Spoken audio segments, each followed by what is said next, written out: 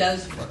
Generally, self-care education is the vaccine for chronic disease, enabling people to stay well, stay out of the emergency room, and avoid many complications. For diabetes, self-management education is crucial. Yet in New York City, 71% of diabetes patients do not receive even one session of structured education. As we start to confront this terrible gap, we must start with the community, with community groups themselves, training peer educators, and fielding them. That is why the DSMP, the well-evaluated diabetes self-management program, is crucial. It can be facilitated by 2 peer educators. They are specially trained, and then they go out in the community. It totally draws in the community because they see that other people like themselves, despite all the challenges, sharing the same challenges, do have their diabetes in control.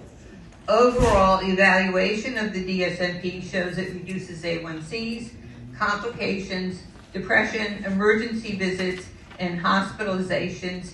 It reduces costs by $1,000 to $2,000 per patient the first year, and major evaluation does show that it reduces kidney disease better than the very expensive GLP-1s, which doesn't receive much attention.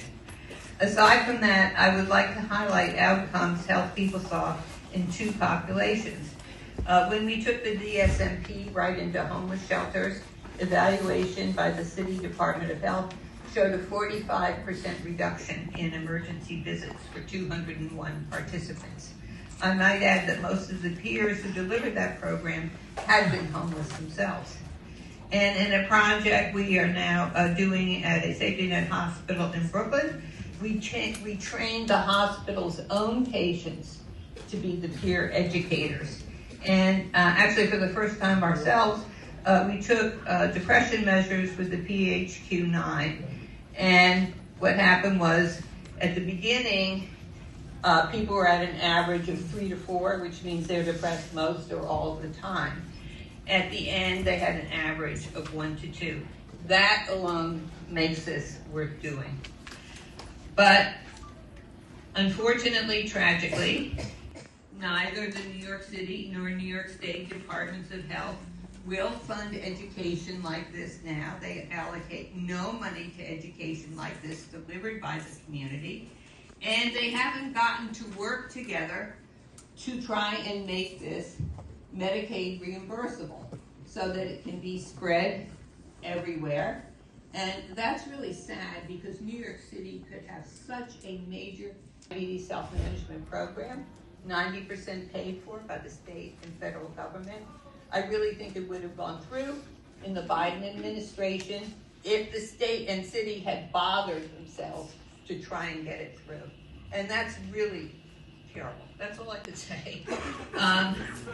But I know you all see over and over again in your own work that better, effective ways, even ways that save quite a lot of money, don't get support and backing.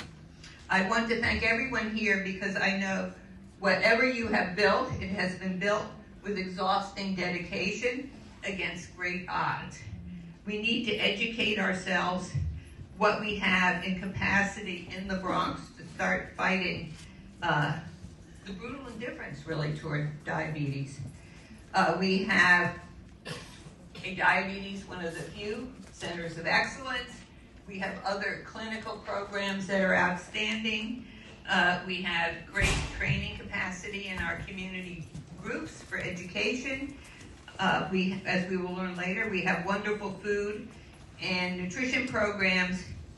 And now we will be together and we will fight for all of it.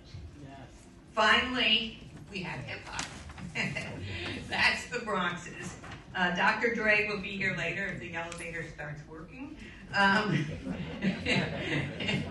And he will be leading an initiative to bring in these great communicators that we need so much to really let the community know they do not have to accept this level of sickness. Thank you.